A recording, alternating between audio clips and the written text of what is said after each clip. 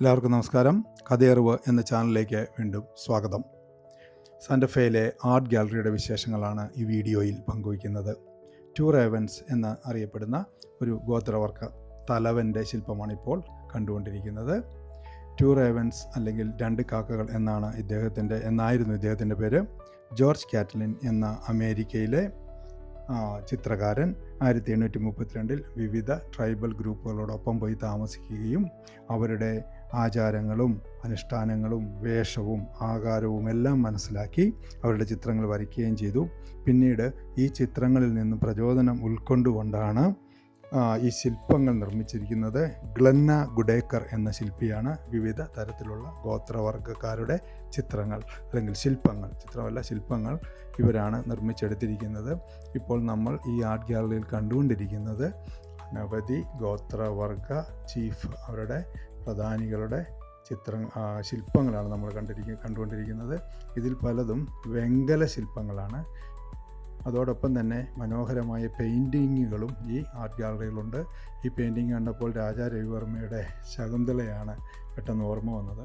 അത്രയ്ക്കും മനോഹരമായ പെയിൻറ്റിങ്ങുകളും അതേപോലെ ശില്പങ്ങളും മറ്റുള്ള രൂപങ്ങളും കലാരൂപങ്ങളും കൊണ്ട് വളരെ മനോഹരമാണ് art gallery. Walking in grace എന്ന് പറയുന്ന ഒരു ശില്പമാണ് ഇപ്പോൾ കാണുന്നത്. ഇത് ഒരു ഗോത്രവർഗ്ഗക്കാരൻ ഒരു കയ്യിൽ നക്ഷത്രവും മറുകൈയിൽ ചന്ദ്രനുമായി നിൽക്കുന്ന ഒരു മനോഹരമായ ശില്പമാണ്. അങ്ങനെയുള്ള നിരവധി ശില്പങ്ങൾ കാനിയൻ റോഡ് എന്നറിയപ്പെടുന്ന റോഡിൻ്റെ അത് 1.5 മൈലോളം നീളമുണ്ട് ആ റോഡിനെ. അതിൻ്റെ ഇരുവശങ്ങളിലുമായി 1000-ൽ പരം ഇതേപോലെയുള്ള ആർട്ട് ഗാലറികളാണ് ഇവിടെ നിലകൊള്ളുന്നത്. അപ്പോൾ നിങ്ങൾക്ക് ശില്പങ്ങൾ ഇഷ്ടമാണെങ്കിൽ, നിങ്ങൾക്ക് ചിത്രങ്ങൾ ഇഷ്ടമാണെങ്കിൽ വരൂ ഈ ആർട്ട് ഗാലറി നിങ്ങളെ മാടി വിളിക്കുകയാണ്. അതേപോലെ തന്നെ ഇവിടെ ഒരു ടിബറ്റൻ ആർട്ട് ഗാലറി കൂടെയുണ്ട്.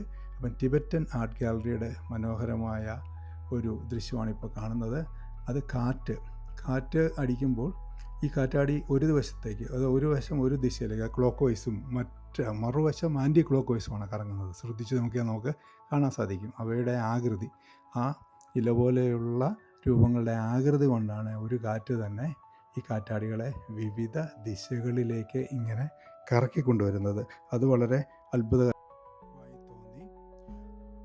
സിയോക്സ് ചീഫ് ആയിരുന്ന സ്പോട്ടഡ് ടെയിൽ എന്നറിയപ്പെട്ടിരുന്ന ഒരു ഗോത്രവർഗ നായകൻ 1820 മുതൽ 1881 വരെ ജീവിച്ചിരുന്നു.